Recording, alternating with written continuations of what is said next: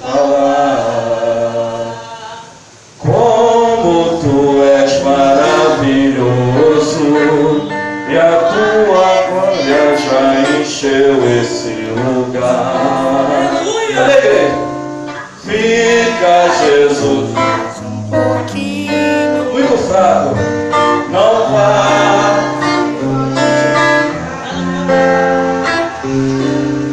Como tu és maravilhoso, tua presença já encheu esse lugar. Pega a tua Bíblia aí em nome de Jesus. Eu quero te saudar nessa noite mais uma vez com a santa e gloriosa paz do Senhor. Amém? Amém. O feliz em estar na casa de Deus. Aleluia, louvado seja o nome do Senhor. É um hino que a gente costuma cantar, muito bonito, que diz: eu amo estar na casa de Deus, a Ele o melhor dos dias meus. Amém? Pega a tua Bíblia aí, livro de Josué, capítulo de número 1, em nome de Jesus, o quinto livro da Bíblia, o quinto livro do que nós chamamos de Antigo Testamento, o livro de Josué, capítulo de número 1. Louvado seja Deus. Eu glorifico e exalto o nome do Senhor por mais uma oportunidade de estar na sua casa. Aleluia, porque muitos gostariam de estar aqui e não estão ainda, porque ainda estão presos no mundo das drogas, não estão ainda, porque ainda estão lá na boca de fumo, não estão ainda, porque ainda estão nos bares se embriagando, não estão ainda, porque ainda estão deitados no leito de dor, não estão ainda, porque ainda não tiveram força para chegar até esse lugar. Mas eu glorifico ao Senhor porque Ele dá a mim e a você hoje a oportunidade de estar nesse lugar. Eu glorifico ao Senhor porque Ele dá a mim e a você hoje a oportunidade de andar na sua presença. Aleluia. Glória a Deus. Porque se você for lá na boca de fumo agora, você vai ver que tem gente que queria estar aqui, mas não conseguiu. Ainda está preso. Estávamos evangelizando ontem e podemos ver isso. Ainda está preso lá. Se você for lá no bar, lá na Praça de Parada Angélica, vai ter gente lá dentro do bar que vai dizer para você que gostaria de estar aqui, mas não está, porque está preso ainda no alcoolismo. Aleluia. Se você for lá no hospital de Sarapuruna, no hospital de Cambetá, no hospital de Magé, você vai ver que tem muita gente deitada lá no leito, que gostaria de estar aqui, mas não está aqui porque está lá no leito. Gostaria de estar aqui glorificando e exaltando o nome do Senhor, mas não está porque está no leito. Mas hoje você pode exaltar o nome do Senhor, porque você não está no leito. Você pode exaltar o nome do Senhor, porque você não está no tráfico. Você pode exaltar o nome do Senhor, porque você não está preso ao mundo do alcoolismo. Você pode exaltar o nome do Senhor, porque Deus te libertou e te trouxe até aqui. Aleluia. Quem achou Josué 1, diga glória a Deus. Glória a Deus. Estamos começando uma campanha hoje que tem por tema a unção da conquista.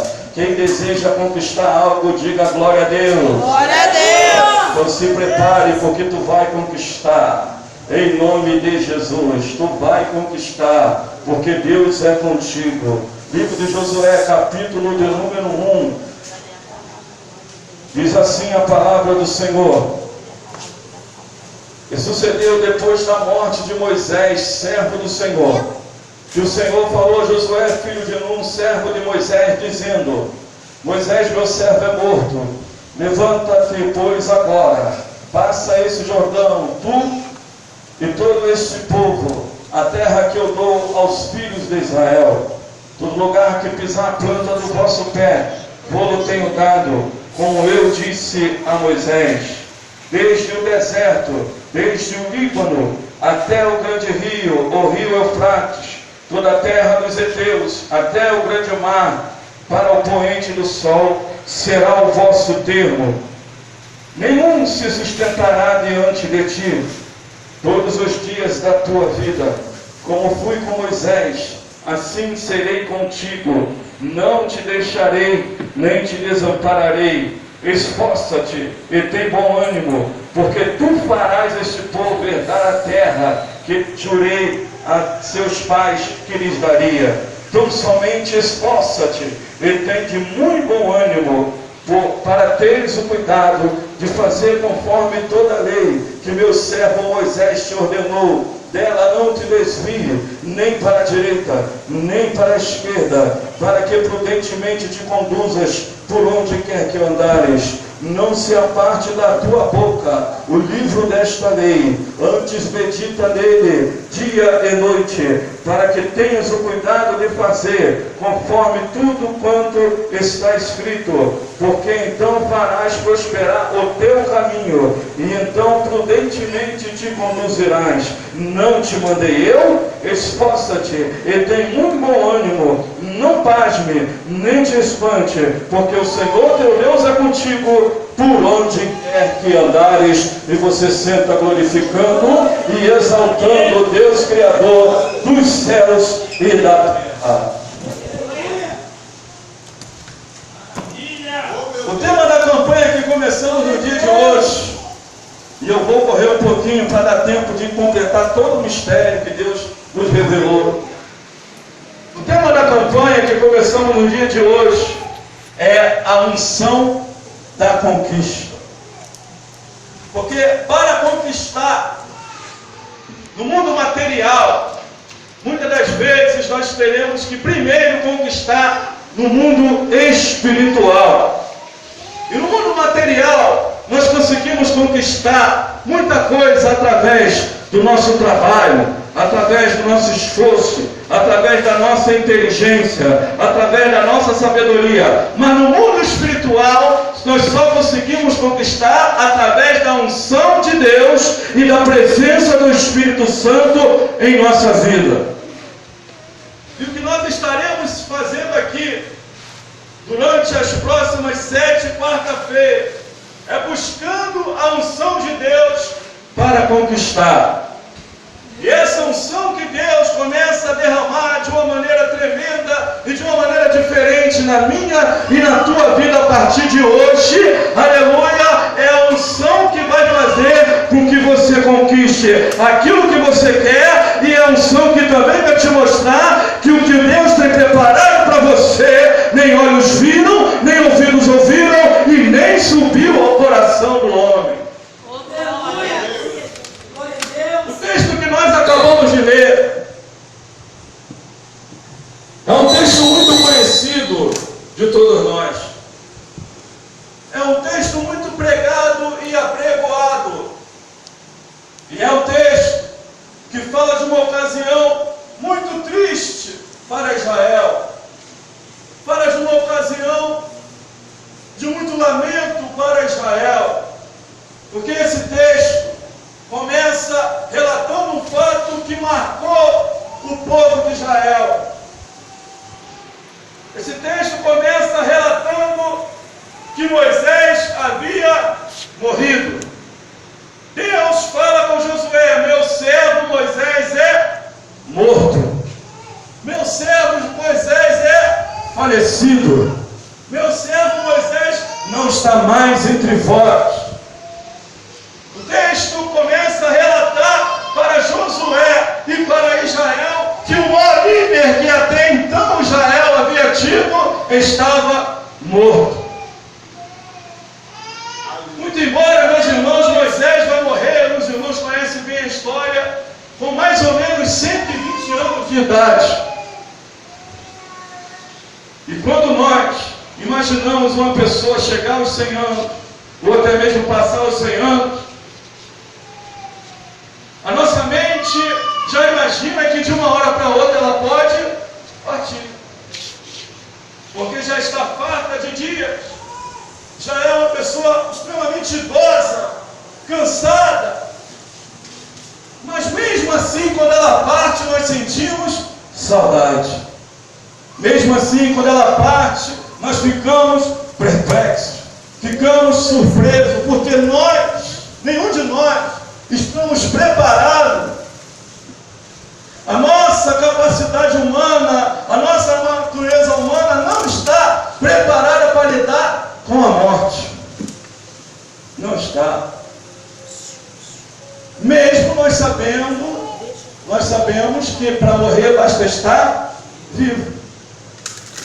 Não precisa de mais nada, basta estar vivo. Eu posso estar aqui, bons irmãos, hoje e amanhã não mais. Você pode estar aqui hoje e amanhã não mais. Por isso que é importante que você esteja em paz com Deus. Por isso que é importante que você tenha aliança com Deus. Porque você não sabe a hora em que Ele irá te chamar. E Moisés é morto. E Moisés não era uma pessoa qualquer. Moisés era o maior líder que Israel um dia já teve. Moisés é aquele que quando nasceu, foi colocado pela sua mãe e pela sua irmã numa espécie de cesto, de berço, num rio cheio de crocodilo, cheio de animais ferozes, para que não viesse ser morto pela mão de Faraó. Moisés, o nome Moisés quer dizer tirado das águas. Diga para o teu irmão, Moisés quer dizer tirado das águas. Ele é tirado das águas pela filha de Faraó. E ele vem a crescer e ser educado como um filho de Faraó. Moisés estuda nas melhores escolas do Egito, se forma nas melhores faculdades do Egito. E um dia ele descobre que não era egípcio. E ele descobre que era judeu. E quando ele vê o povo judeu sendo escravizado, sofrendo açoites, mão de obra escrava, trabalhando sem salário e ainda sendo maltratado pelos egípcios, a história vai nos contar que ele vem a se revoltar. E ele entra numa luta corporal contra um soldado do Egito, e ele vem a vencer aquela luta e vem a ferir com morte aquele soldado. Uma vez ferido com morte, a pena para ele seria a morte. Mas ele vem a fugir para o deserto. E no deserto ele vai conhecer a sua família. E no deserto ele vai aprender a apacentar ovelhas. E a Bíblia vai nos dizer que um dia ele, apacentando ovelhas, pastor Jonas, ele olha para cima do monte e vê uma sarça ardendo. E essa sarça não se consumia. Esse fogo não parava de queimar. E então ele fica curioso e resolve subir para ver o que era. E quando ele chega até o vale em cima do monte, onde aquela sarça está ardendo, eis que ele ouve uma voz e diz: Moisés, tira a sandália dos teus pés, porque o lugar onde tu pisas é santo. Glória a Deus! Que palavra maravilhosa! E durante muito tempo eu fiquei tentando entender porque Deus havia falado para ele tirar a sandália dos pés. Louvado seja o nome do Senhor. Por que Deus disse para ele tirar a sandália dos pés? Aleluia, louvado seja Deus. Então um dia, meditando sobre a história de Moisés e sobre a história de Egito, eu entendi e aprendi com a história que Moisés, que fora criado no Egito, trazia consigo um corte de cabelo que era natural do Egito, trazia consigo roupas que eram, aleluia, louvado seja o nome do Senhor, comuns no Egito, e trazia consigo também uma sandália que era a melhor sandália da época, e a melhor sandália da época era a egípcia. Agora Moisés está na presença do Senhor, e como ele já aprendeu com seu sogro a apacentar ovelhas, e também aprendeu a lei do seu Deus, ele já não traz consigo um corte de cabelo no Egito, a sua aparência já é outra, ele já não traz consigo um modelo de roupa no Egito, a moda do Egito já ficou para trás, só que Moisés ainda trazia consigo a sandália do Egito. Quando ele sobe no monte e está diante do Senhor, Deus olha para ele e não enxerga mais o corte de cabelo do Egito, não enxerga mais a moda do Egito, as roupas do Egito, mas quando olha para os pés dele, Deus ainda enxerga nos pés dele a sandália do Egito. Por isso Deus olha para ele e fala: Moisés, tira a sandália dos teus pés, porque para entrar na minha presença e andar na minha presença não pode trazer nada do Egito. Tu pode ter sido criado no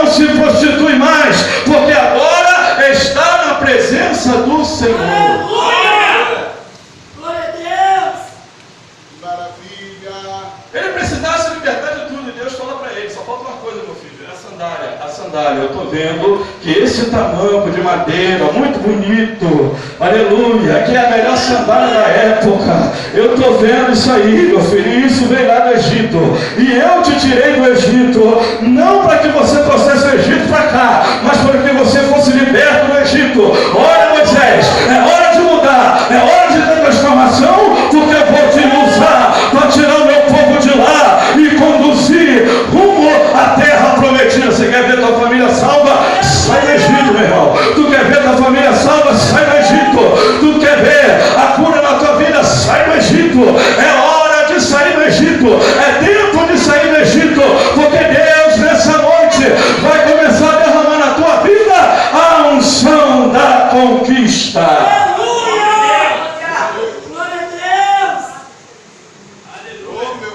Esse Moisés é o mesmo Moisés que volta ao Egito para pregoar para Faraó, que Faraó deveria liberar o povo, para que o povo saísse do Egito e fosse até o deserto para cultuar o nome do Senhor. Faraó tem o coração endurecido, ele endurece o coração, ele não quer largar a mão de obra barata, ou melhor, a mão de obra sem custo nenhum. Ele não quer deixar o povo sair. Então Deus vai enviar 10 pratas, não por acaso. Poderia ter sido 7 ou poderia ser uma só, mas eu quero perguntar para você nessa noite: você sabe por que Deus enviou 10 pragas para o Egito?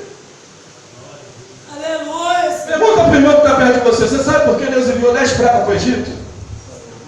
Pergunta aí, irmão. Pergunta aí, de perguntar. Pergunta para o teu irmão aí: você sabe? Vou perguntar para o missionário Raquel: você sabe por que Deus enviou 10 pragas para o Egito?